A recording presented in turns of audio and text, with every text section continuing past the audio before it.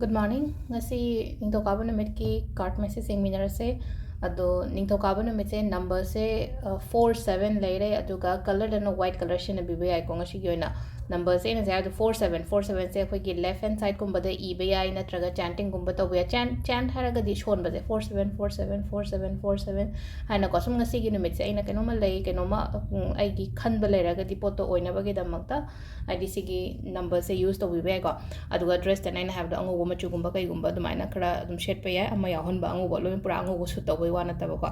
ado ahamba da khoi card ki message yengase aduga timing ga happy yengase ko ngasi goina hadi karamba timing phage have do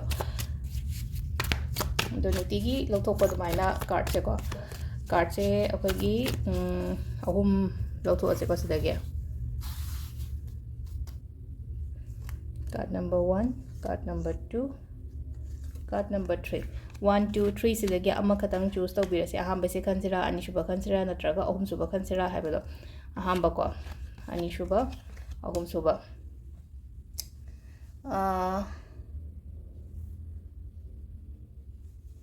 kwai first se ko hadi ai yoina haragadi ngasi gi se first khan bangai gi oina haragadi ko kitang ko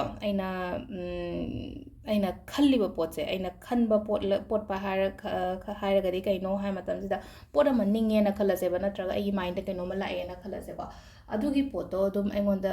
oibodo aina hadi sometimes phataba khallaga su phataba do hek ora ko kuma aduna yari ignore to ko haidi wakhan phataba khanba ko ma'am se adagi amana ko khatang adum support phangani ko haidi nupi masen dagi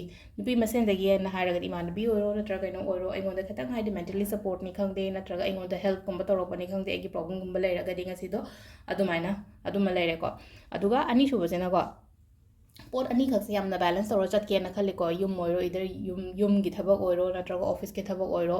hadi ho su honare ko hadi pot se ani se kemta tek ta kai da nai ani mak se phasana puraga chat ke ko haiba gi balancing toro ga chat pase adumaina oina oi ani shubagi sina aduga sometimes hai keno su tawi ko aingonda opportunities kumba kai gumba su khar su lak pa su yai amana amuk sida laise ko hadi pot ani gi manung ama khallo haraga di ko phasana khanda bi duga hadi aina phare aina simadi yamne ngonda kana gani habdo